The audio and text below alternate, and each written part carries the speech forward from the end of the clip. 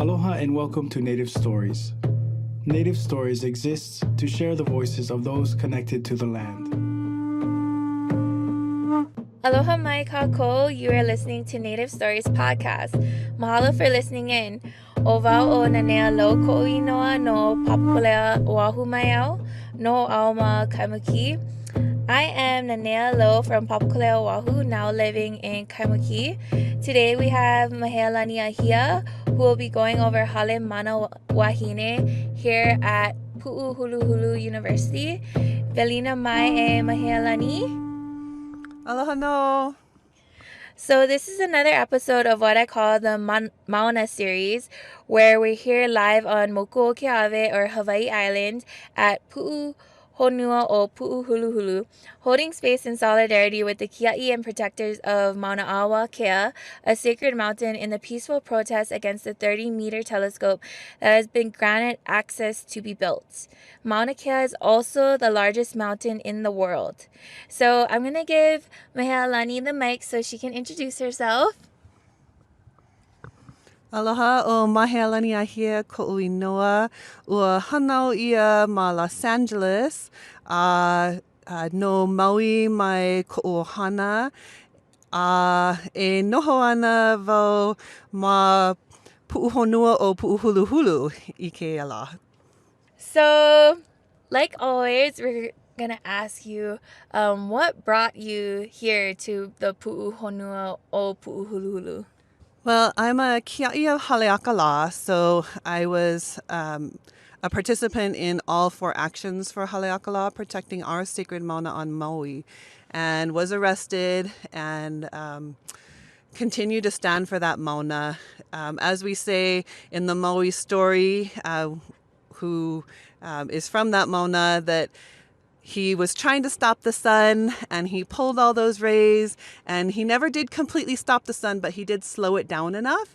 And I think our actions on Haleakala have worked in concert with Mauna Kea, and our kiaʻi have helped each other. So even though we were not able to stop the telescopes on Maui, we have been able to slow down the process with our varying court cases, which influenced each other. And we're still here standing for Mauna Kea. So I knew that since the kiaʻi had come from Mauna Kea to stand arm in arm with us on Haleakala, I knew personally that whenever they put out the kahea, I would return that favor. I would, repay that debt, and I would come stand with them. So for a long time now, we've been preparing, and when they put the call out, we were here on that very first day when they set up the perimeters of the Puʻuhonua. So I've been here since then. That's awesome. Yeah, I've been seeing a lot of kiaʻi from Maui Island over here at the Puʻuhonua, and I think that's amazing that you guys are all showing solidarity in that way. So how many days how long have you been here? I believe it's day 34 for us. I did go home briefly for just a couple of days to take care of some kuleana. I'm a student at UH Manoa, so I had to sign some forms and pay rent and take care of a few things at home. But other than that, I've been living up here the whole time. Mahalo for your commitment. So, in the birthing of Hale Mana Wāhine, can you kind of share with us that journey? So I feel really lucky and honored to be the kahu to Mālama the Halewa Hina. It basically started because my partner Kahala Johnson and Kalanio Pua Young, with the assistance of one of their house mamas, Dr. Maria Lohalani Brown, they created the Hale Mahu, and Kahala reminded us that carving out space for the mahu is a really important thing. So in solidarity, I helped to build that, and we donated supplies. And in that process, we realized, wow, there really ought to be a Haleiwa Hina as well. So in return, then they returned the favor, and they helped us to get donations and to seek supplies. So we were able to build the Haleiwa Hina maybe a couple days later. It actually was a really fast turnaround. People stepped up to donate pop-up tents and tarps and art supplies and other things to bring it to life so that we'd have a space of empowerment. Can you share with our listeners kind of how it looks like inside and kind of what kind of mana or energy that you're trying to bring into that space too when people come? Sure. So right now we're still in 2 pop-up tents with tarps all around. However, we've just had an amazing donation this past week from Aloha In Action, and Leohu and Maydeen brought together their particular nonprofit, and they've supported us. So we've just been gifted a really a 20 by 20 tent, so which is amazing. We're going to move into that this week. They're erecting it as we speak, because right now we put up both the Hale Mahu and the Haleiwa Hina, and like I said, they're pop-up tents with a lot of character because there's different colored tarps all over. So some are brown and blue and silver, so we're very colorful.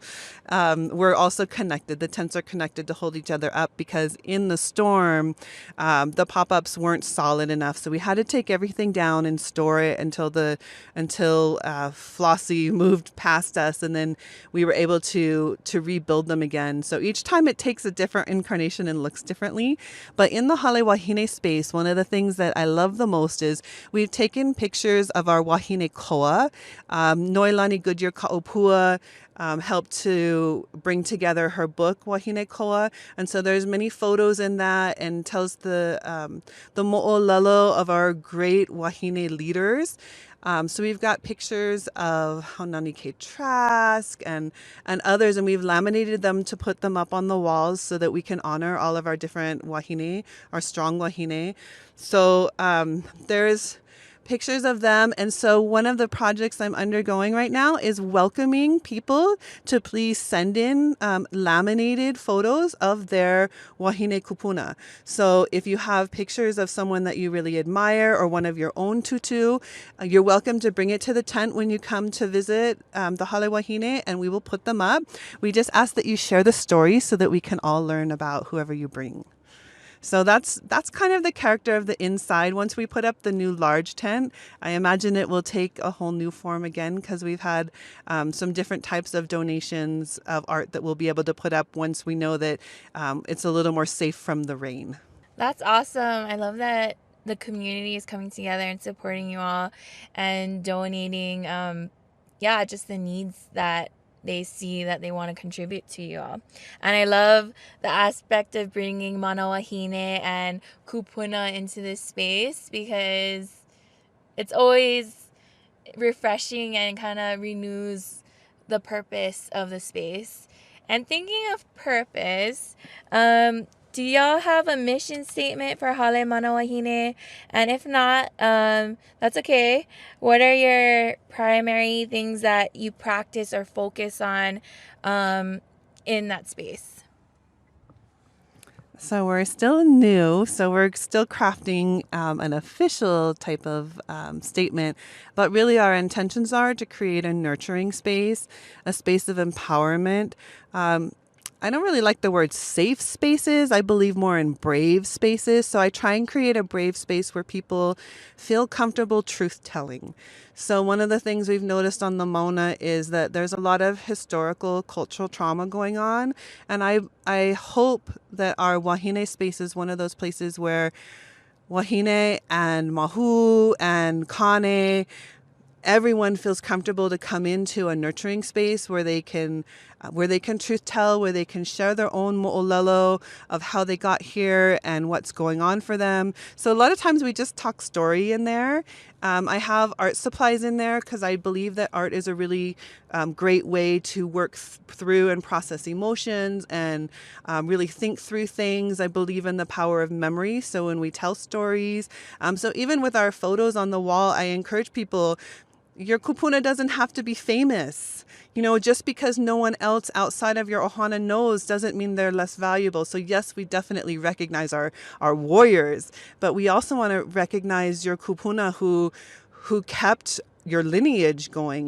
They say that we're the 5% that were strong enough to survive colonization. So I think we ought to be celebrating that. And as Wāhine, we are the ones who birth in the next generation. So my mission is all about regeneration and reinvigorating and empowering our Wāhine.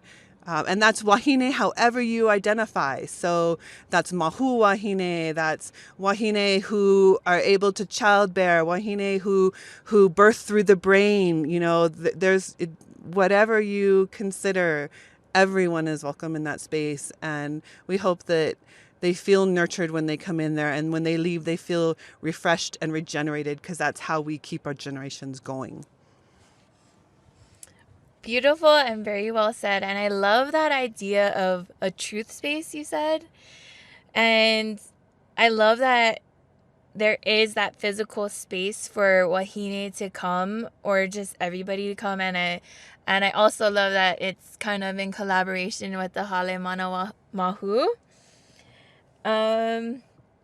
Which kind of brings me to, collaborations. What other collaborations that happens in Hale Mana Wāhine? Do you guys collaborate a lot with the university itself? So we do, in the Haleiwa Hina, we definitely collaborate with the Hale Mana Mahu, the Mauna Mahu there. We collaborate with the university. So we open our space to university classes, particularly when it rains, but also when there's classes that are relevant to Wāhine, we'll use our own space, because we feel it's more inviting and more intimate. It's a smaller space than out on the open paw where anyone walking by can just stop and listen. It creates a little bit more of a safe/brave space for conversations. And then our main collaboration right now is with the Mauna Medic Hui, and the Mauna Medics offer something daily called the Hale Kuka. And to kuka means to talk, to really delve into a topic in a deep discussion. So not just in passing, but really kind of getting into the nitty gritty, the hard conversations, the things that have a lot of depth and meaning to people. So the Mauna Medics offer a talk twice a day, and we use our space at Haleiwa Hina at 10 o'clock and then again at 4. And what happens in those particular sessions is one or two of the Mauna Medics will lead us in a discussion about different cultural trauma that's happening, issues that might come up on the Mauna. Because what we see is you bring all of your cultural trauma to the Mauna. We're in a very high intensity situation. The protocols 3 times a day really help in order to keep people focused on the protection of the Mauna. But what happens is, because the state is such a looming force, and we're constantly on guard about being under attack, about nighttime raids, all kinds of things. People, particularly those who have stayed here for a while, have a form of PTSD from the state, from the police forces that they encountered. So during the Wednesday of Standing Up for the Mauna, I was part of the line of Wāhine who stood up. So there was a small handful of us who knew after the last kūpuna got arrested, there were no more kūpuna. So what were we going to do? And we're like, okay, the Wāhine will stand up next. And hopefully that will deter them. And so we were expecting a handful of us, and we all locked arms. And when I turned around, I noticed that from the first line, the lines just went back row after row, and there were over 100 Wāhine who stood up. And that was really powerful. As well as being empowering, it's also been traumatic for a lot of us. So just watching the kūpuna be arrested, I know I cried. And because they kept us in kapualoha and in complete silence as we had to watch our kūpuna dragged away, that left scars on most of our minds. We can't stop thinking about those images of our beloved kūpuna, some of whom were in wheelchairs. To watch that kind of situation, that kind of violence, it leaves it leaves you speechless and it stays with you for a long time. So the Hale Kuka is one of those places where you can debrief those kinds of experiences in a safe/brave way. And then the other beautiful thing about the Hale Kuka is that you actually make friends and you hear stories from all over. So people from other islands, people who've just been here for a day or two. One of the things that we notice the most that goes on is that people who leave, what do you do when you leave? How do you reintegrate what you've learned from the Mauna? Because it's funny, we say we're here to protect the Mauna. We're here to stand for the Mauna. But really, when you think about it, the Mauna is actually protecting us. The Mauna is teaching us. That's Papa there. So I teach a class on Papa and Wakea and Kuleana and consent. And although the name of the Mauna is Mauna a Wakea, it's, that's the place where Papa and Wakea conjoin, where they meet. That's the highest place, the highest mountain in the world, from the seafloor to the top of the mountain. That's where we talk to Wakea. But the Mauna herself is, they call her Big Mama. That's our Mama Mauna. That's Papa. So that also relates to us as Wāhine. That's, we're standing on our Mama. She's protecting us as much as we're here to stand for her. Mahalo for that. We did talk to your sister, Noelani Ahia, and she did briefly explain about the kuka, so mahalo for sharing that. And you talk about, you kind of leewayed into some of your education that you do here at Hale Wāhine. What is education to you? So I just love the word education.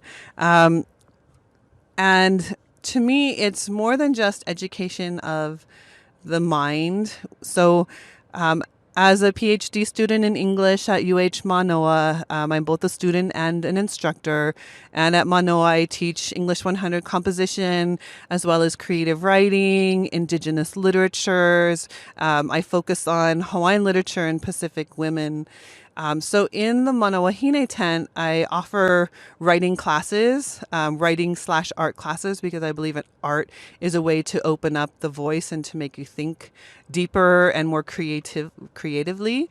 So I offer classes like writing from the piko, because here we are, the piko o Wakea, the piko of Hawaii Island, the piko of our islands.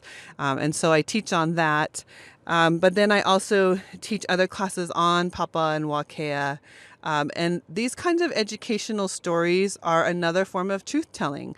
So I believe if our lahui is going to move forward, we have to start analyzing and evaluating all of the things that we've inherited.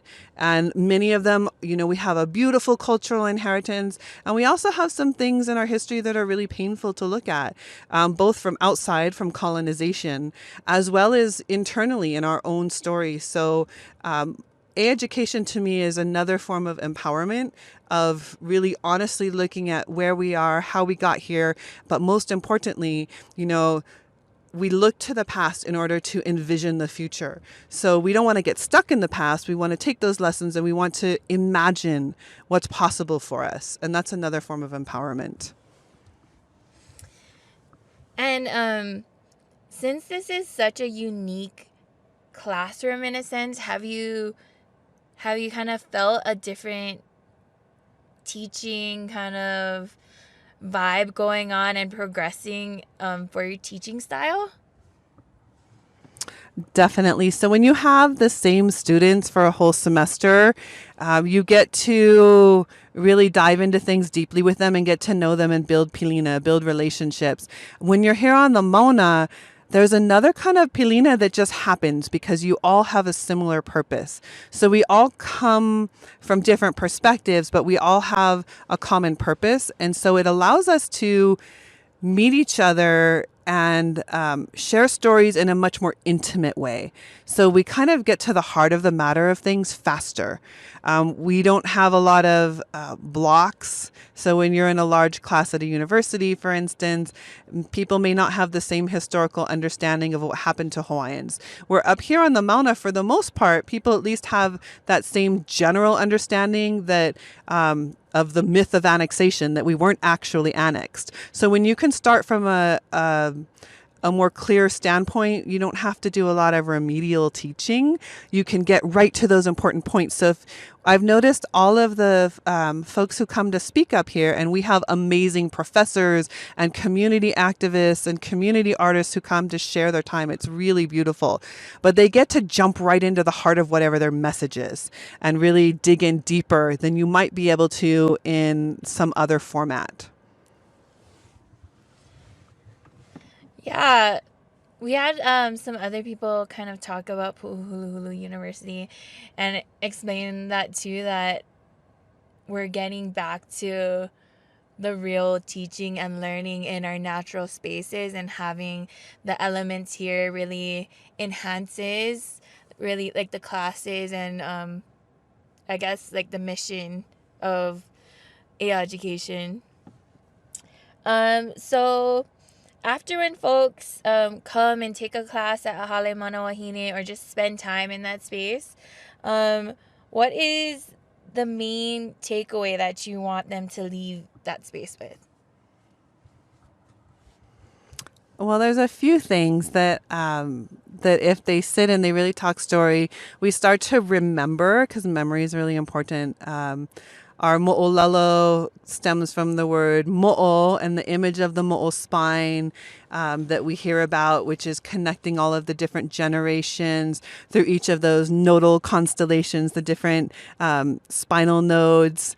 And we hear Puku'i speak really well about that. And Alohalani Brown teaches us about the mo'o and the generations, the longevity and continuing into our present time and into our descendants going through. And so I hope that Wāhine will start to think about their own place within that. So we have, the photos of our kūpuna before us, and it's our turn, our generation now, to make a stand, to make a statement, to be a part of something that's really revolutionary at this time. There's never been anything like it. And I think for generations, we'll look back and say that Puʻuhuluhulu was one of those pivotal times. Standing for Mauna Kea was also standing for our lahui, and we'll remember this. So we're trying to create a space where people feel safe to remember and to grow as kanaka, to ho'okanaka, especially as Wāhine, nurturing and birthing in the new generations, and that's both intellectually, politically, spiritually, and for those who are actually mamas, physically. So this is a critical time, and so we need to create spaces where we can go through those birthing pains in a really safe space. Revolutionary times. That's what really stuck when you were talking to me. And mahalo for sharing space and time with me in this interview, and just being able to document it is kind of giving me chicken skin over here. So getting down to I guess more of the nitty gritty, do y'all need any volunteers? So we're always looking for volunteers, art supplies, and like I said, our biggest mission right now is to plaster all of our walls with the beautiful faces of our kūpuna wahine. So if you have time, come kuka with us. If you've got lots of time, come volunteer a few hours to keep watch over the space as those of us who are in education have to go back to work. I have to go back to teach a couple of days a week. We'll need people to be able to malama that space. So if you have time and you come up in the morning and you say, hey, I'd like to spend some time. It's a really wonderful way to spend your day, is just holding space in there for other people and being of service to whatever those who pass by need. We always need more art supplies, so we do different kinds of drawing and block art. I have stamps where people can do a simulation of kapa making, stamping.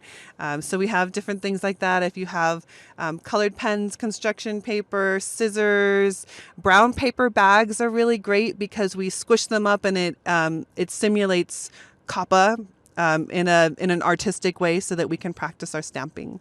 So those are always things we need, but most important, pictures, laminated. How do they go about donating? So, if you folks haven't been up here, when you come up on Saddle Road, when you first walk into Puʻuhuluhulu, there's the information tent and kind of the donation setup. Do they donate in the front and they tell them to donate to Haleiwa Hina?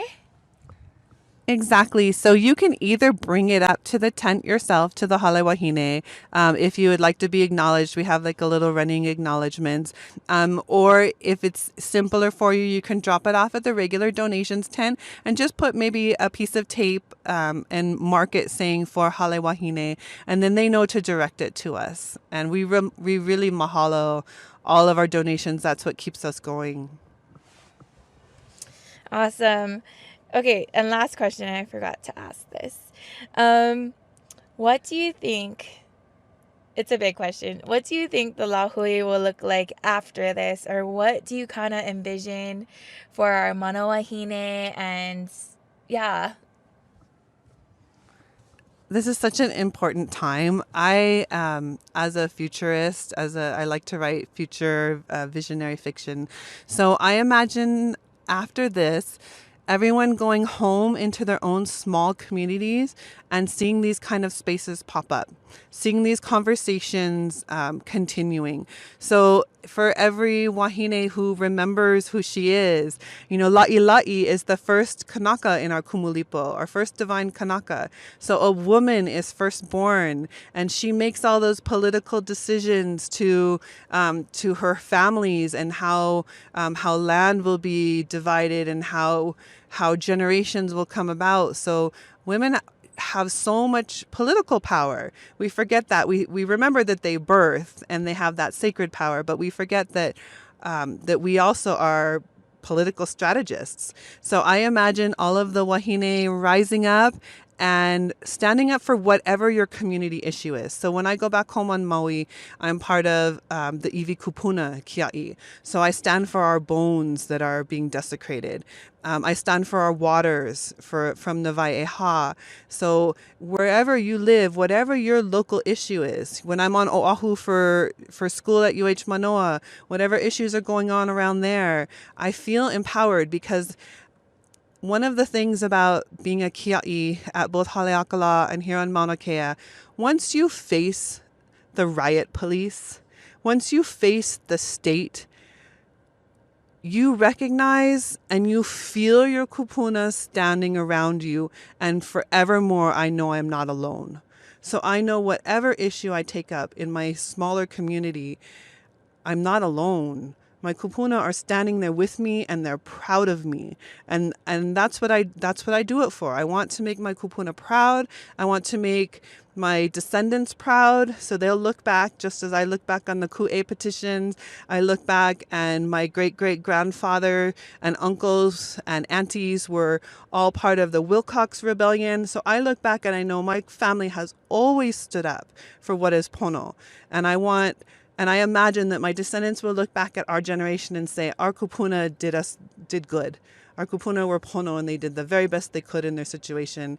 And that means each individual little community feels empowered to rise up for their own issues. And that's most important. Mahalo. I love how you mentioned that because I know that there are folks out there that don't really know where to start, particularly. Wherever you are. Start wherever you are. Yes, I kako'o that. Start small, go on your social networks on Facebook, on Instagram, wherever where you feel safe, and then slowly reach out and make that community because our communities are out there and they're willing and want you to be a part of us. And yeah, and your kūpuna is there too. So mahalo for mentioning that. Okay, so wrapping up the interview or the session, do you guys have any like contact that folks can get kind of socially, like social media kind of contact, or email or anything, just if after they hear this podcast they want to get connected to you? Sure. So you can always look for information on the Puʻuhonua Puʻuhuluhulu Facebook page.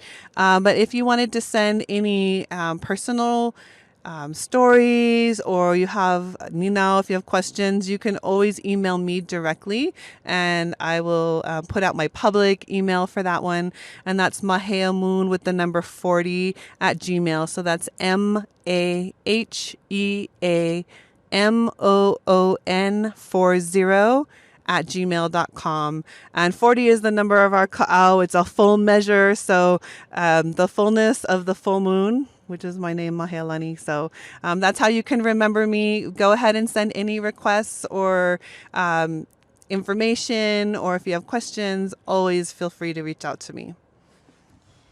Yes. Moon Mana Wāhine. Okay, so mahalo. And if you guys want to follow us, you can follow us on Facebook and on Instagram at Our Native Stories. Download our application at Native Stories, and you can listen to our podcast at Native Stories. We'll see y'all later. Mahalo. Peace. Thank you for listening to us on Native Stories. If you have a story you would like us to tell, or want to sponsor future podcasts, location story, or walking tour, please email us at info@nativestories.org.